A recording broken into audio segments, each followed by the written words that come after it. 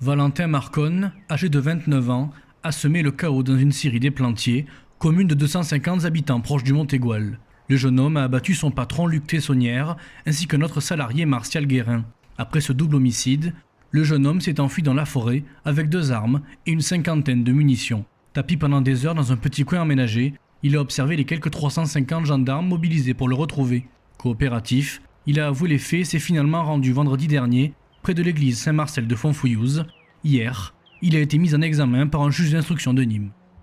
On est tous en deuil, tous en deuil. Donc 2 personnes exceptionnelles du village sont décédées aujourd'hui.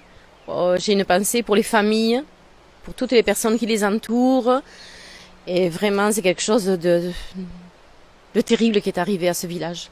Ça me peine comme les 250 habitants de ce village, comme tous les habitants de cette vallée. Ça peine encore plus aux familles à qui j'adresse toutes mes condoléances, mes pensées et mon soutien, parce que dans une épreuve comme ça, j'aimerais pas être à leur place.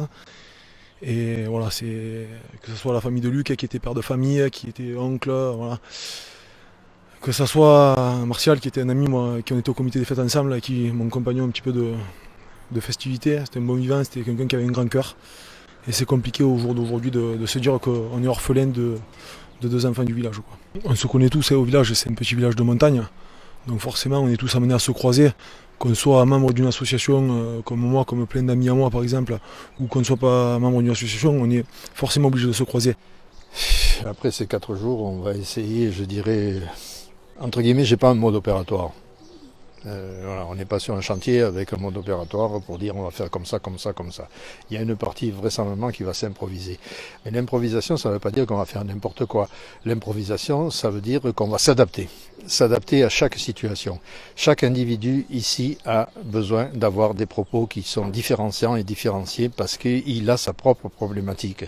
Donc on a la chance, entre guillemets, d'être peu nombreux. Donc notre adaptation se fera, mais on ne peut pas avoir, je dirais, une stratégie globale en disant on va s'adresser comme ça à tout le monde.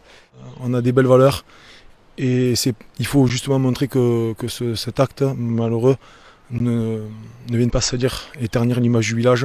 Et au contraire, on se relèvera et on sera tous les uns les coudes serrés les uns avec les autres pour avancer.